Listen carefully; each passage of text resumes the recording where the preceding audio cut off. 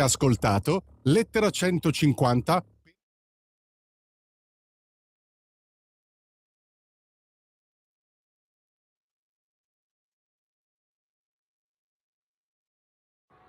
Va ora in onda lettera 150 per il sì. Docenti ed esperti spiegano il referendum sulla riforma della giustizia. Buongiorno professor Nicola Pisani e buongiorno Pier Vittoria Scimia. A voi la linea.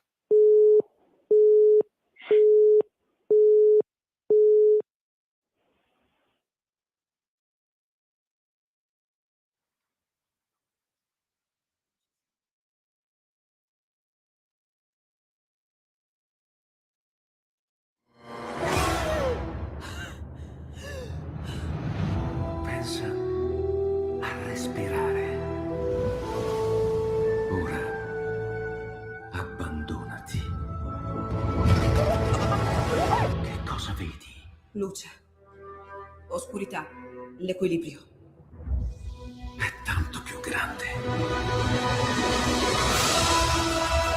C'è stato un risveglio. Hai sentito? Conosco una sola verità.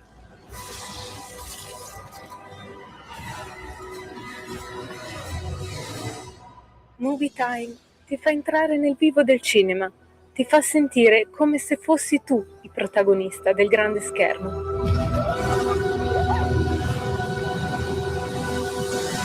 Ogni sabato dalle ore 16. Va ora in onda lettera 150 per il sì. Docenti ed esperti spiegano il referendum sulla riforma della giustizia. Buongiorno professor Nicola Pisani, buongiorno Pier Vittorio Scimia. A voi la linea.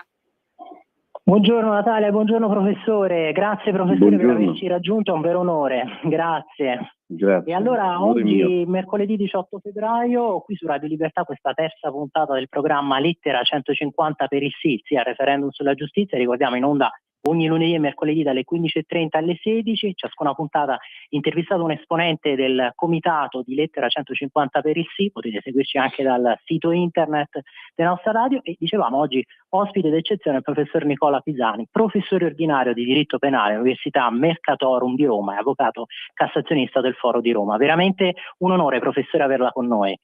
Grazie a voi per l'invito. Grazie professore. Ricordiamo che lei si è occupato tantissimo anche di diritto penale d'impresa, di diritto societario, quindi veramente a 360 gradi, responsabilità amministrativa da reato degli enti, materia di sicurezza sul lavoro, insomma curriculum densissimo, lunghissimo e ci vorrebbe forse una puntata intera per spiegarlo tutto. Ma allora esatto, entriamo subito nel merito di questa riforma perché ovviamente questo con lei, professore, è un'occasione per spiegare con chiarezza e rigore questi temi al di là delle semplificazioni del dibattito politico e ovviamente vogliamo subito capire qual è il rapporto che sussiste tra separazione delle carriere e giusto processo, perché ovviamente questa separazione delle carriere viene spesso indicata proprio come un elemento fondamentale, un presupposto per garantire il giusto processo, ma in che modo questa distinzione tra le due funzioni, quella requirente e quella giudicante, può incidere sull'equilibrio delle garanzie processuali e sulla percezione di imparzialità di tutto il sistema. Ci proviamo. La ringrazio molto anzitutto per l'invito. Io vorrei partire da un dato. La riforma incide sull'articolo 14, sull'articolo 104 della Costituzione, che nel nuovo testo stabilisce la magistratura costituisce un ordine autonomo e indipendente da ogni altro potere ed è composta da magistrati della carriera giudicante e della carriera requirente. Per la prima volta rispetto al passato, cioè rispetto alla precedente formulazione dell'articolo 104, compaiono sia i magistrati giudicanti che i requirenti nella garanzia, nella disposizione che appresta la garanzia di indipendenza e autonomia della magistratura. Da questo punto di vista quindi direi subito che non mi pare fondata l'obiezione relativa al vulnus che la riforma dovrebbe apportare al principio di autonomia e indipendenza dei giudici in prima battuta, ma anche dei pubblici ministeri che oggi più di ieri sono coperti da una garanzia e da una riserva costituzionale, quindi da una garanzia di autonomia e indipendenza che ha una riserva costituzionale.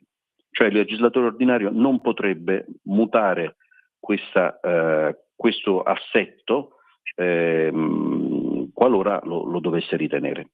Ora, la domanda che lei mi faceva è sul rapporto tra separazione delle carriere e giusto processo. Guardi, si tratta di una vera e propria evoluzione a partire dall'articolo 111 della Costituzione, che mi piace citarlo, il comma terzo dell'articolo 111 stabilisce appunto che ogni processo si svolge nella parità tra le parti, si svolge nel contraddittorio tra le parti in condizioni di parità davanti al giudice terzo e imparziale.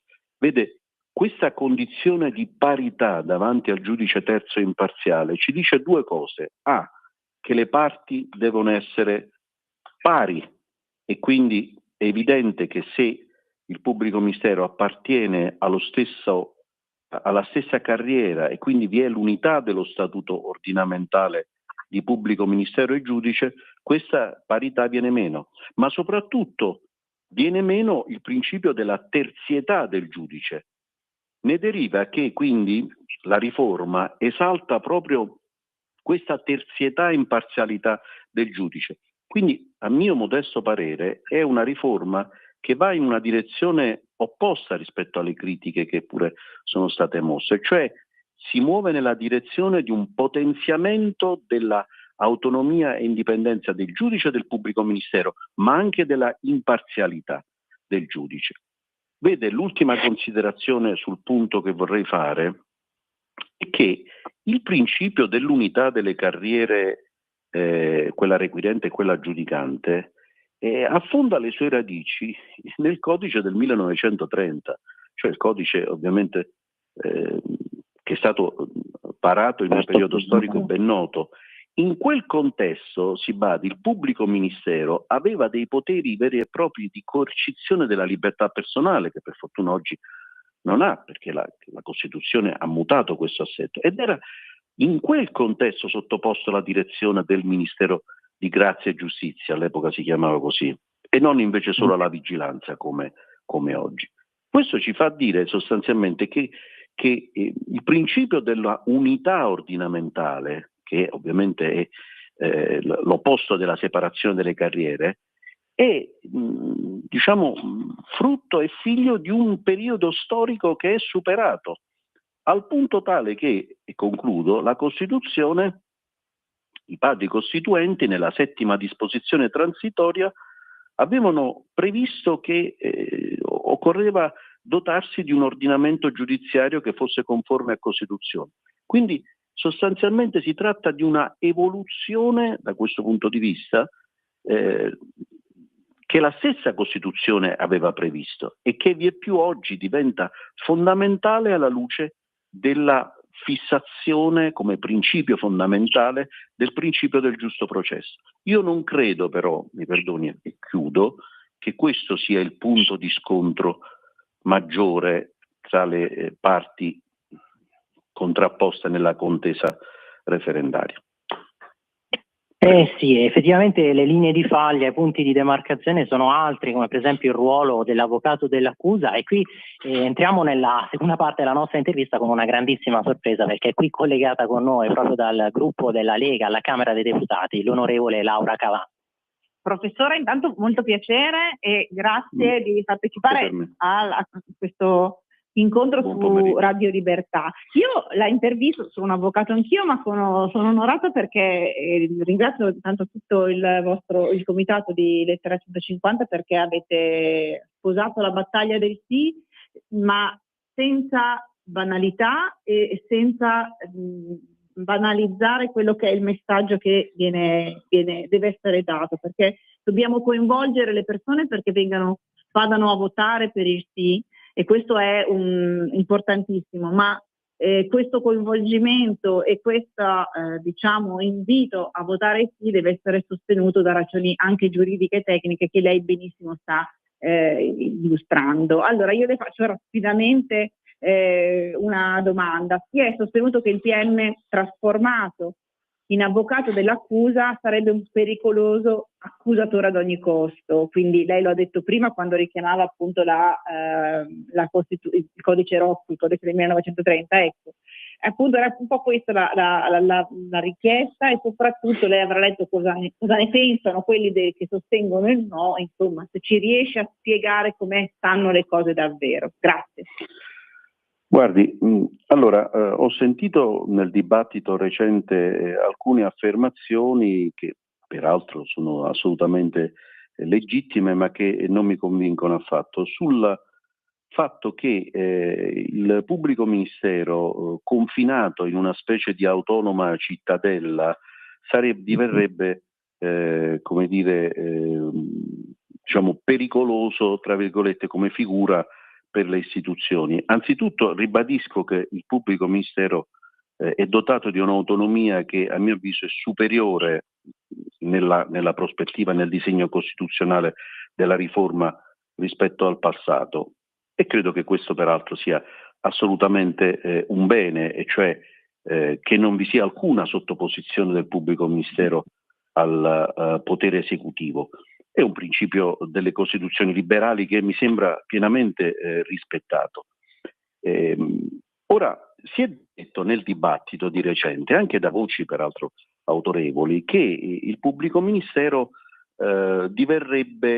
si distaccherebbe dal principio di verità e diverrebbe un mero accusatore. Vede, i sistemi accusatori, è un discorso complesso, respingono l'idea di una verità assoluta del processo, e quindi che è più un portato di una sorta di paternalismo del processo. Il pubblico ministero resta e sarà un magistrato e avrà un ruolo fondamentale nell'esercizio dell'azione penale, è il titolare esclusivo dell'azione penale. Nessuna norma del codice di procedura penale verrà, mi sembra che non vi sia alcun progetto in tal senso, verrà modificata anche rispetto all'obbligo da parte del pubblico ministero di ricercare elementi a favore dell'imputato. Si tratta di una riforma che ha una caratura prevalentemente e fondamentalmente simbolica, ma è un simbolismo fondamentale, importante, perché tranquillizza tutti dalla equidistanza del giudice rispetto alle parti del processo. Che poi si tratti di parti assolutamente identiche, io ho dei dubbi, ma anche per la stessa natura del processo, per la funzione che l'autorità giudiziaria ha nel corso delle indagini preliminari, nell'acquisizione degli elementi di prova. Ciò non toglie tuttavia che mi lascia perplessa l'idea che il pubblico ministero, una volta separata la carriera rispetto al giudice, non ricercherà la verità. Per la stima e la conoscenza che ho di tantissimi magistrati, io ritengo che non vi sarà nella maniera più assoluta questo rischio, cioè che il pubblico ministero eserciterà l'azione penale, chiederà il rinvio a giudizio o il decreto di citazione sempre e comunque. Io non lo credo nella maniera più assoluta, né mi sembra in alcun modo, in alcun passaggio di questa riforma, e non penso di poter essere smentito, che vi sia un solo elemento che possa far dire che il pubblico ministero si trasformerà in un semplice avvocato. Peraltro, se posso dirlo, insomma, io personalmente, facendo l'avvocato e avendo grande passione e onore di rivestire questo ruolo, credo che non sia una cosa poi così deteriore essere considerati avvocati dell'accusa. Ma ripeto, non si passa a un sistema all'americana che richiederebbe un mutamento della Costituzione a 360 gradi, e cioè bisognerebbe che anche il principio dell'obbligatorietà dell'azione penale fosse travolto, cosa che in alcun modo è intaccato. Chiaro, chiarissimo professore. E invece appunto un altro punto che riguarda questa riforma, di cui si è trattato tanto con un dibattito arroventato, è quello del criterio di selezione con dei componenti togati del Consiglio Superiore della Magistratura attraverso il sorteggio, che verrebbe introdotto dalla riforma. Ecco, quali ripercussioni potrebbe poi determinare questa scelta sull'indipendenza interna e esterna della magistratura e in generale sul funzionamento dell'organo di autogoverno, perché sappiamo che insomma una parte della magistratura ha strillato, schiumava di rabbia, però anche la reputazione di quella magistratura lì è un po' erosa da tutto il caso Palamara e anche dalle ultime sentenze un po' incomprensibili in materia di immigrazione. Guardi, premesso che io sono un tecnico e qui intervengo solo ed esclusivamente sulle questioni tecniche e sulle domande tecniche che mi vengono sottoposte. Certo. Passiamo, diciamo, da un terreno più, a mio avviso, neutro a un terreno che io definirei minato, quello della sorteggio non elezione, che mi sembra l'ubicon system di questa riforma e forse il luogo di maggior contesa in questo momento, per una serie di ragioni che a mio avviso sono ancora più pregnanti di quanto non lo siano quelle che pure sono fondamentali relative alla separazione delle carriere, al punto tale che io ho dei dubbi che questo referendum possa definirsi il referendum e questa riforma della separazione delle carriere, ma è una riforma in realtà proprio dei sistemi di governo della magistratura, se posso permettermi. Naturalmente questa è una mia opinione. Ora, sul tema del sorteggio, io vorrei fare una prima premessa di ordine sempre tecnico. Riguarda questo problema che si è posto sulla possibilità o meno di intaccare il principio, il sistema di elezione dei componenti togati, anzitutto perché, come lei sa, si passa da un sistema di elezione a un sistema di sorteggio, e naturalmente di quelli non togati.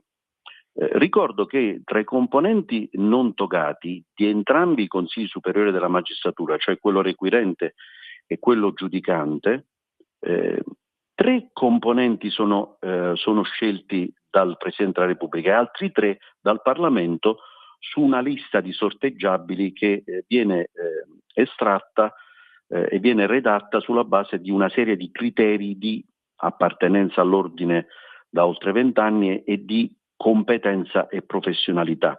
Mi sembra cioè che la cifra della scelta sia quella della competenza e professionalità. Questo riguarda non solo i non togati, ma anche i togati. Ora, un primo punto è quello se quindi nel mutare questo sistema si sta intaccando la Costituzione, si travolge la Costituzione. Io mi limito a ricordare che si tratta di un referendum confermativo che è espressione amplissima della sovranità popolare per come essa è delineata dall'articolo 1 della Costituzione e che trova il suo punto, diciamo, di espressione massima proprio nel procedimento aggravato previsto dall'articolo 138 della Costituzione. Quindi non si sta cancellando o travolgendo. Quello che sarà il risultato lo diranno gli elettori, ma si sta facendo un'operazione che certamente non è in contrasto con la stessa Costituzione. Sappiamo tutti che esistono dei principi che non possono essere mutati all'interno della Costituzione, esistono delle clausole che si chiamano di eternità, tali per cui alcuni principi fondamentali non possono essere mutati, ma esiste un principio di revisione costituzionale che consente di rivedere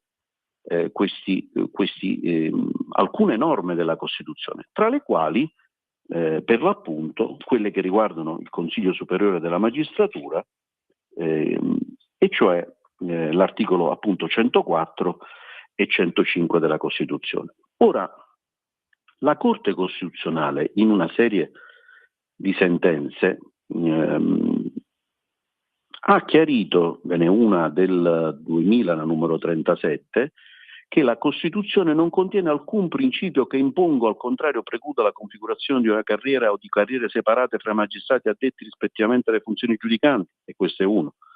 Inoltre la Corte Costituzionale si è pronunciata sul problema della elettività o sorteggiabilità degli organi costituzionali e ha detto chiaramente che Il Consiglio Superiore della Magistratura non è un organo caratterizzato appunto dalla rappresentatività dei componenti della magistratura e quindi dell'ordine giudiziario, perché è un organo di amministrazione dell'ordine giudiziario, almeno nel disegno costituzionale, e ciò, a mio avviso, esclude che si possa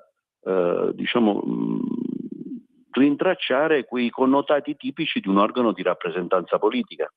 Questo dal punto di vista tecnico. Quindi, dal punto di vista tecnico non mi pare che vi siano ostacoli alla modifica costituzionale e quindi non credo che siano fondate sotto questo profilo le critiche che sono mosse.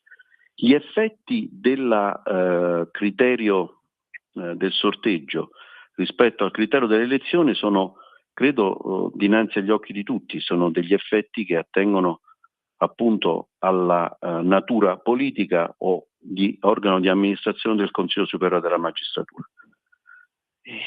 Si eviterà che le correnti nella magistratura possano incidere attraverso naturalmente i loro eletti sulle nomine, sui trasferimenti e sulle carriere giudiziarie, da una parte. Poi c'è il versante naturalmente disciplinare che attiene all'Alta Corte di Giustizia e ai suoi meccanismi di composizione, di formazione. Esattamente, proprio su questo, professore, se ci può dire veramente con un messaggio flash, visto che siamo in chiusura, anzi ci scusiamo anche per l'inizio che è stato un po' ritardato, proprio perché eravamo, qui piccolo spoiler per i nostri ascoltatori, impegnati per un qui Parlamento con l'onorevole Cavandoli su un tema di politica estera. Ma allora, ultimissima parola proprio all'onorevole, se su questo punto dell'Alta Corte di Giustizia e in generale anche per questa campagna elettorale che insomma si avvia proprio nel momento culminante. Ma guardi, professore, in realtà appunto mi permette appunto di focalizzare questa importanza di distinguere il giudizio disciplinare rispetto a quello che è la parte organizzativa amministrativa dei due CSM. Questo credo che sia un passaggio importantissimo perché secondo lei insomma è sostenuto, è sostenibile, anzi è opportuno, e effettivamente quali sono gli aspetti più importanti di questa Alta Corte di Giustizia? Ma guardi, anzitutto mi sembra che l'Alta Corte di Giustizia abbia una natura giurisdizionale, sia un organo anche giurisdizionale perché ha una funzione di giudicare sugli illeciti disciplinari esatto. dei componenti, dei magistrati. Ora, la sottoposizione al potere politico mi sembra esclusa nella maniera più assoluta dalla composizione dell'Alta Corte per come indicata nel disegno di riforma, perché mi sembra che vi sia una netta maggioranza di magistrati, quindi ciò conferma la natura di una giurisdizione domestica. Sono i magistrati che giustamente, secondo me, correttamente hanno una prevalenza anche sull'Alta Corte di Giustizia. Il fatto che siano estratti a sorte non mi sembra che sia un problema perché sono sottoposti alla legge e io ricordo che il Tribunale dei Ministri, ad esempio, è composto da giudici che sono indicati attraverso un procedimento di sorteggio. Si tratta di magistrati con delle caratteristiche particolari ed è proprio il rispetto e il grande direi proprio un sacro rispetto verso la funzione dei magistrati e della giurisdizione dal mio punto di vista che mi fa dire che questo meccanismo è un meccanismo che tutela nel massimo grado sia l'indipendenza e l'autonomia della magistratura ma anche la serietà dei procedimenti disciplinari. Non dico che oggi non lo siano, ben inteso, dico solo che questo, anche perché poi le questioni andrebbero affrontate caso per caso, dico solo che il sistema per come è congegnato nel futuro potrebbe portare a dei procedimenti disciplinari il più rispettosi della legge e il più conformi a giustizia. Ripeto, non perché non lo siano attualmente, ma perché penso che questo sistema possa garantire al massimo sia i diritti di difesa dei soggetti sottoposti a procedimento disciplinare, peraltro già garantiti anche oggi, ma anche e soprattutto una come dire, terzietà anche del giudice disciplinare rispetto a questa tipologia di giurisdizione. Mi pare quindi da questo punto di vista che l'affermazione che la giustizia disciplinare rappresenterebbe una specie di strumento di sottoposizione della magistratura a controllo non sia del tutto fondata. Chiaro, chiarissimo professore. Allora grazie per essere stato qui con noi, ricordiamo il professor Nicola Pisani, veramente è stato un onore e un piacere, speriamo di riaverla presto. Grazie all'onorevole Laura Cavando. Grazie anche da parte mia, professore, buon lavoro. Grazie a voi, buonasera. Grazie a tutti voi, io vi lascio con questa frase che era di Pietro Nenni del 64, pensate, un leader socialista della Prima Repubblica, che qui nessuno vuole mettere in discussione l'indipendenza della magistratura, ma lui a proposito di questo diceva: l'indipendenza della magistratura va assumendo forme che fanno di quest'ultima il solo vero potere, un potere insindacabile, incontrollabile e a volte irresponsabile. Chi controlla però i controllori? Vi lascio questa domanda. Grazie ancora a tutti voi, grazie a te Natalia, allora buona continuazione qui su Radio Libertà. Avete ascoltato Lettera